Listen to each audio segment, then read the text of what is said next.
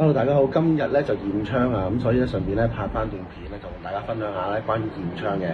咁好多客人咧就覺得驗窗咪即係換咗窗架咪得咯咁樣嚇，或者好多師傅都係想揾我哋幫手，立即聯絡宏立家居工程有限公司。咁齋睇下個窗架咁樣，其實唔係嘅，專業嘅驗窗師傅咧，其實咧係要真係要驗下隻鋁窗咧有冇潛在嘅危險嘅。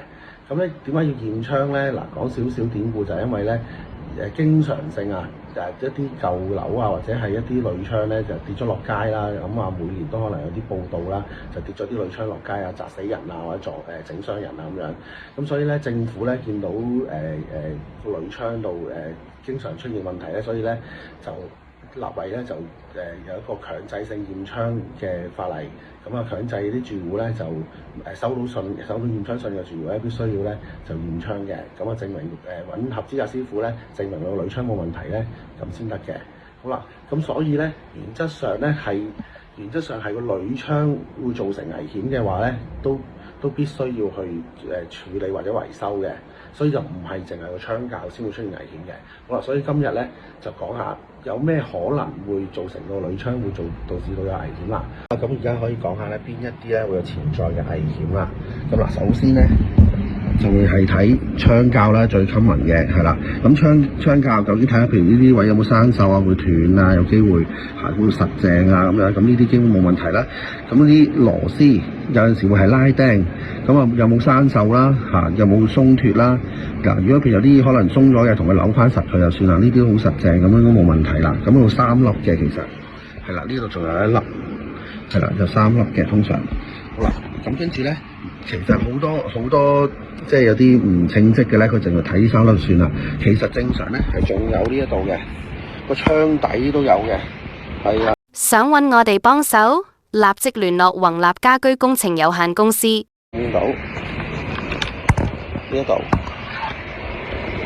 係啦，嗱呢啲係用拉釘嘅，咁你見到咧佢有啲好似磨蝕咗咁樣花晒咧，咁咧呢啲咧係舊式嘅叫做合金拉釘，咁所以咧就會好容易氧化咗啊，或者叫生鏽啊，有啲人叫正確叫氧化，又因為生鏽咧嗰啲叫鏽，係啦，呢啲咧係鋁嚟嘅，咁係金屬氧化咁樣。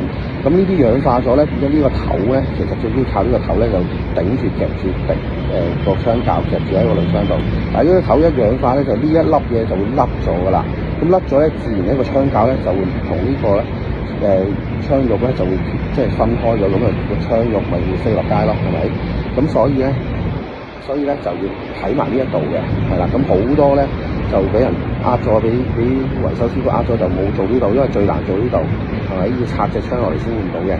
好啦，咁平時你可以當然好似我咁用電話咁去睇啦，咁但係你會驚個電話會跌落街㗎嘛。咁正常咧，專業嘅驗窗師傅咧就會有呢啲咁樣嘅工具嘅，係啦，有塊鏡仔嚇，咁咧點樣用咧就會係咁樣照一照，係啦，咁樣睇照下個底嗰度嚇，有冇啲拉釘啊或者螺絲有冇生鏽啊咁樣，係啊，咁樣去睇嘅，係啦，或者你自己攞塊鏡都得嚇，咁當然小心啲啊，跌咗落街好麻煩啦。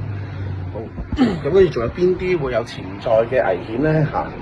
跟住咧就到窗鎖啦嚇，咁窗鎖咧你唔好以為有個窗鎖就冇問題嚇，要睇下佢究竟閂咗隻窗，究竟閂唔閂得實，即係可唔可以 lock 實佢？如果有啲咧係壞咗或者鬆啊，或者呢啲窗鎖咧係可能夾唔埋啊咁樣，咁因為咧其實最主要擔心可能譬如打風啊，或者突然間高層有啲氣流好犀利嗰啲咧。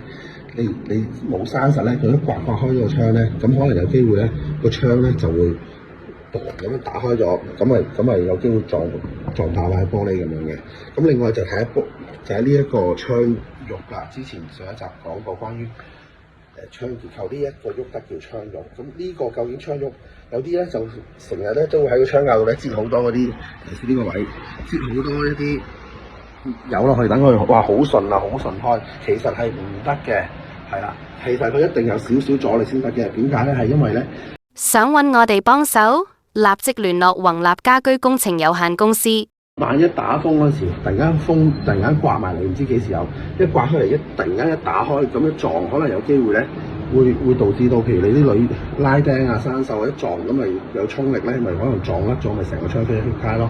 或者可能一撞咁樣，可能震到塊玻璃，可能會爆咗，都唔出奇㗎，係咪先？咁樣啲風好勁啊嘛，所以咧呢個窗鉸咧係唔可以咁順嘅，咁滑嘅，一定要必須有少少嘅阻力嘅 ，OK， 一定有啲阻力，好似而家咁樣係用有啲力咁樣就 OK 㗎啦，就合規格㗎。好啦，跟住另外睇下玻璃，玻璃有冇裂紋？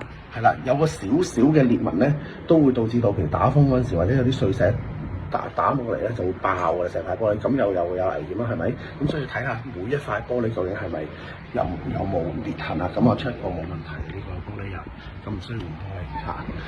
咁跟住咧就係睇下跟住咧就基本上咧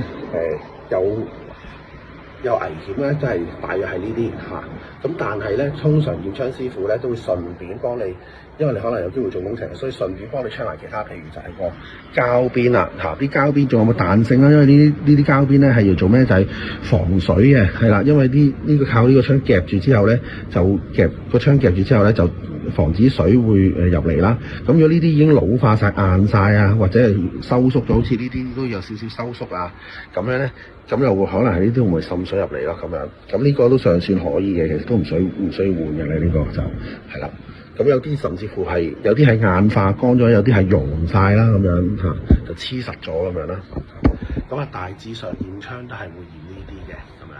咁希望呢個短片又可以分享俾大家咧，就幫到你哋啦。咁啊，知道啲師傅有冇偷工減料啊？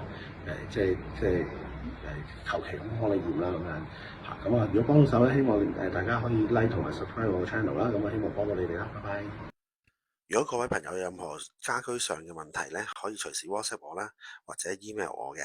咁我會盡快咧就會做翻啲短片分享翻俾大家，或者係直接覆翻你哋嘅。